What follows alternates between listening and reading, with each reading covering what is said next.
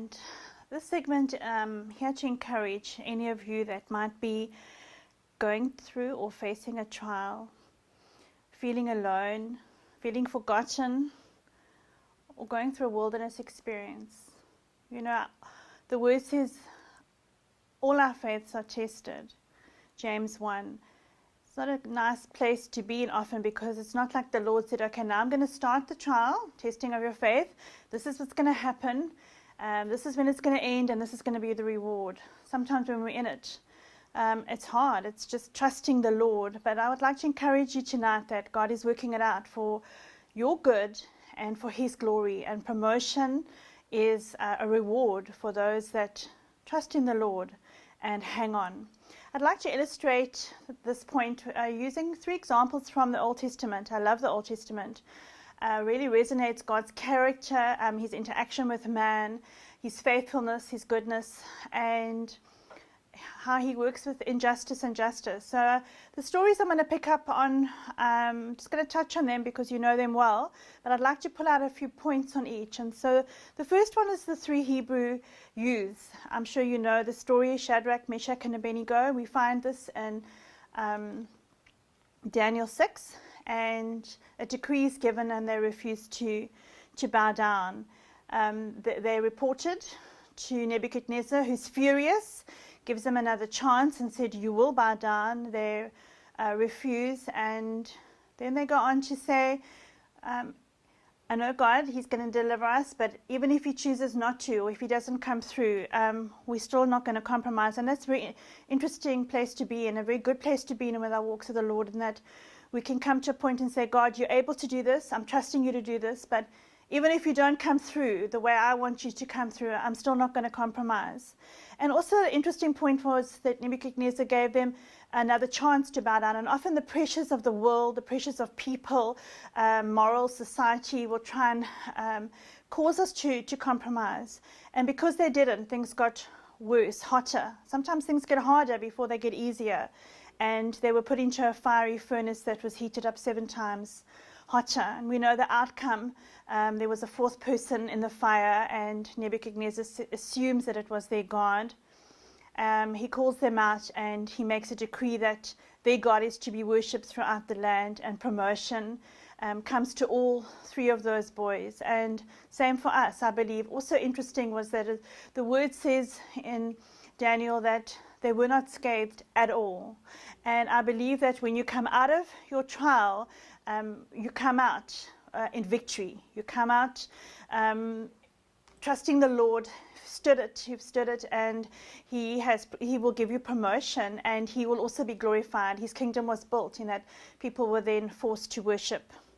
The second story is Daniel. I'm sure we all know of Daniel in the lion's den, and Daniel's story is a bit different in that he was set up.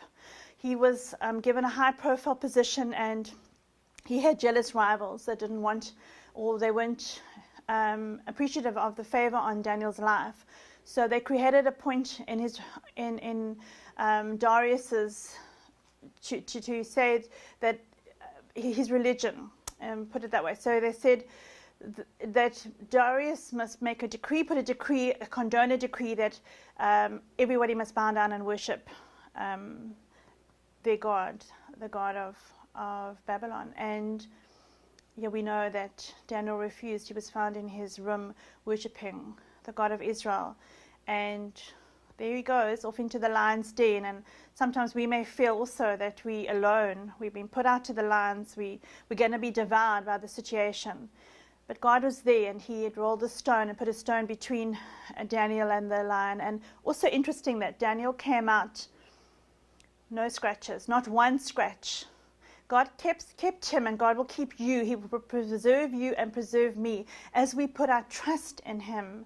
And what was interesting was that the vindication came through God. So many times we feel that there's an injustice on our lives, and we set up and we want to get vindication. I've been there, and I want to address things in the natural, and I have fought things in the natural, and I've come off scathed. I haven't trusted in the Lord and tried to deal with it in my own strength, and it's important then that you trust God. God says he will vindicate, and he did, because not only were the accusers or the people that set Daniel up for the lion's den, the governors that reported Daniel, they were put into the lion's den along with their families and their children. And what happened then was Daniel was given a further promotion, and the same thing, their God was Daniel's God was to be worshipped throughout the land.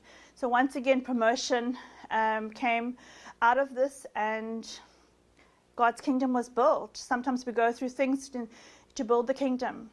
And the last one is Joseph. And you know the story, Joseph was following his dream, and he goes through numerous stages and setups in his life, landing in jail, injustice, and still standing in jail. I believe he was 17 when he started his journey, sold out to his brothers, and I think it was 14 years when he is promoted. But in that time was hard. His character was being developed, but it was tough. Things didn't get better. They seem to have got worse. And eventually he gets to a point where he's still operating in his gifts. He's faithful.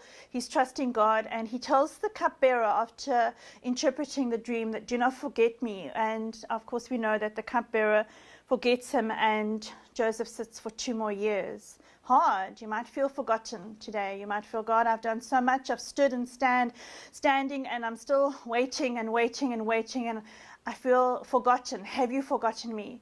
And I want to encourage you today that there's suddenly, one day, there was a situation that came about where there was a dream, and only Daniel was able to interpret it. And God is working behind the scenes. He's opening doors.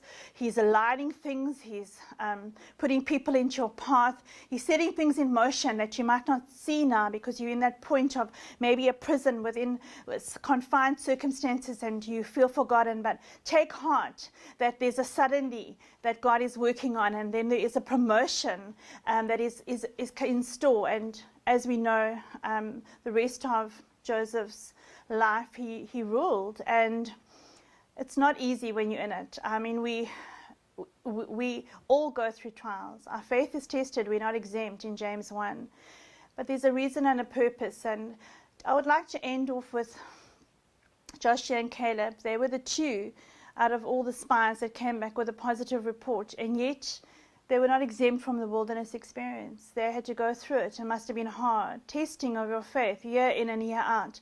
Believing in the promise that they could go in and conquer the giants. And it must have been tough. Going through the wilderness, not always easy. It's not easy at all. But yet at the end, they entered into the promised land, and the generations that followed them entered in. And sometimes as a forerunner, it's tough. It's blind faith, it's trusting God, and it's hanging in for his perfect timing. So I'd like to encourage each one of you tonight to trust in the Lord, not to bow down to discouragement, sometimes bitterness, sadness. We're all human. We can get resentful, we can get angry, but to just release everything to the Lord and say, I'm in this, and it's a fiery trial, but I don't know where it's come from, but here I am, and I'm waiting for deliverance. I'm trusting for promotion. I'm trusting that you would be glorified, and believe that the Lord has everything under control, and I believe he has for each one of us. It's just to trust him. And so tonight I hope, as I've just brought these quick points across, that you'll be stirred up to know that we don't always know the beginning and the ending of trials that we go through, but we do know that God is faithful and he's good, and he's going to come through, and he's going to be glorified, and we're going to come through mighty and strong, and we're going to be in a better place. Thank you for watching. Bye-bye.